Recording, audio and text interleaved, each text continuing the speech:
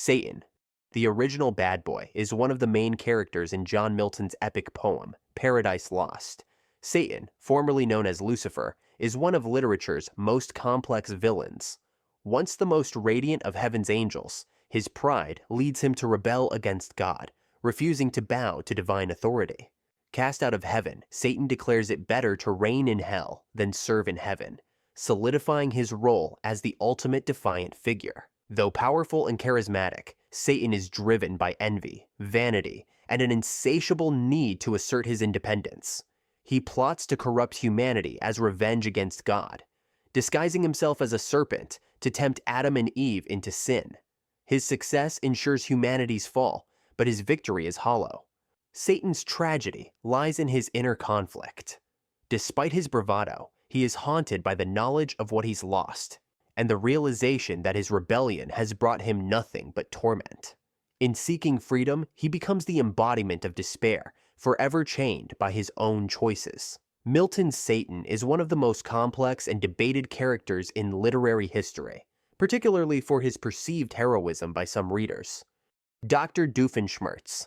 Dr. Doofenshmirtz is the main antagonist in Phineas and Ferb. Doofenshmirtz is a hilariously tragic villain whose backstory is as absurd as it is heartbreaking. Neglected from birth, his parents didn't even show up for his delivery. He was forced to stand in for the family lawn gnome and grew up in the shadow of his overachieving younger brother. These ridiculous yet deeply unfair childhood experiences fueled his desire to prove himself.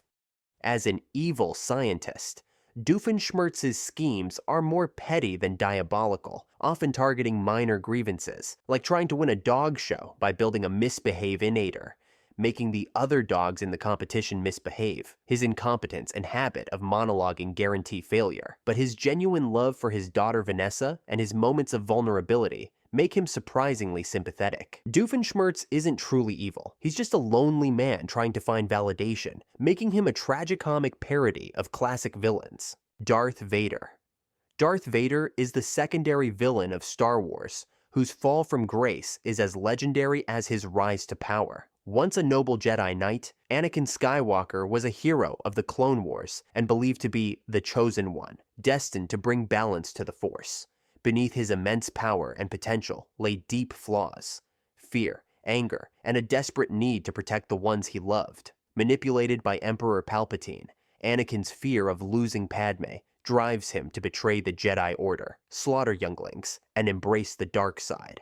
Ironically, the very actions he takes to save her ultimately lead to her death, shattering his soul and sealing his transformation into Darth Vader. As Vader, he is a cold and brutal force of destruction, wiping out entire worlds and hunting down Jedi.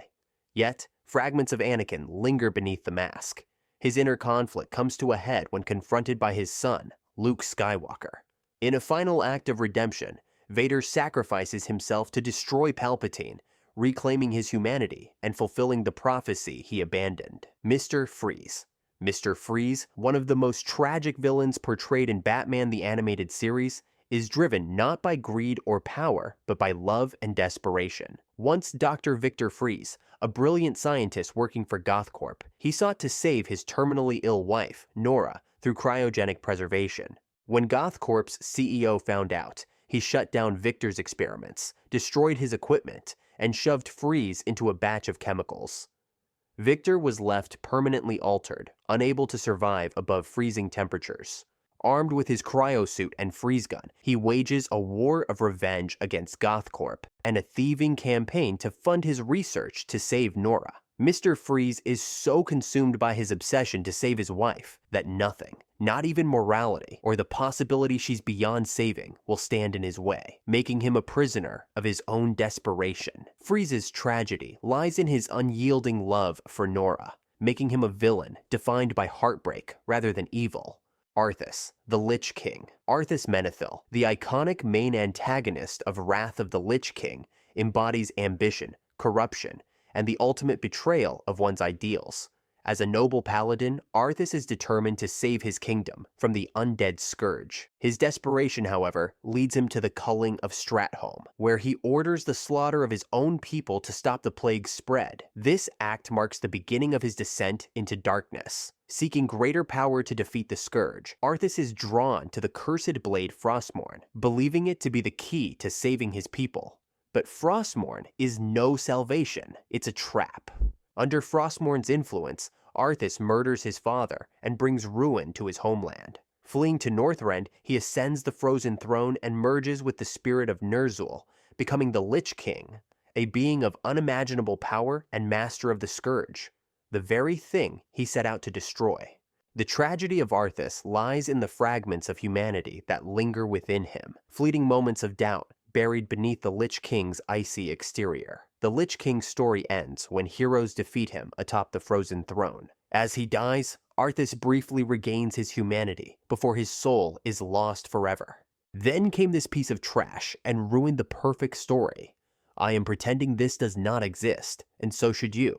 Macbeth. Shakespeare's Macbeth is one of literature's quintessential tragic villains, a man whose unchecked ambition leads to his rise and ultimate fall. A loyal and courageous soldier, Macbeth begins as a noble servant of King Duncan. But after hearing a prophecy from 3 witches foretelling his rise to power and that no man born of a woman can harm him, he becomes consumed by the idea of seizing the throne. Encouraged by his manipulative wife, he murders Duncan and takes the throne. But his paranoia drives him to commit more atrocities, including the killing of his friend Banquo and the family of the Thane of Fife, Macduff. Macbeth clings to the witch's prophecy of invincibility until he faces Macduff in battle, who reveals he was born via cesarean section and is, therefore, not technically born of a woman. Realizing the prophecy has doomed him, Macbeth faces his end with grim defiance. He is a villain born of ambition,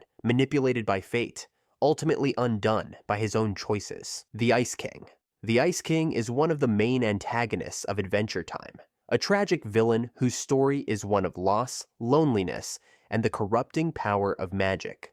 Once a kind-hearted antiquarian named Simon Petrikov, he discovered a magical crown that granted him immense ice powers, but at a terrible cost. The crown slowly eroded his sanity, driving him to push away his fiancée and turning him into the delusional and eccentric Ice King, oblivious to his former self. Now, he spends his days kidnapping princesses in misguided attempts to find companionship.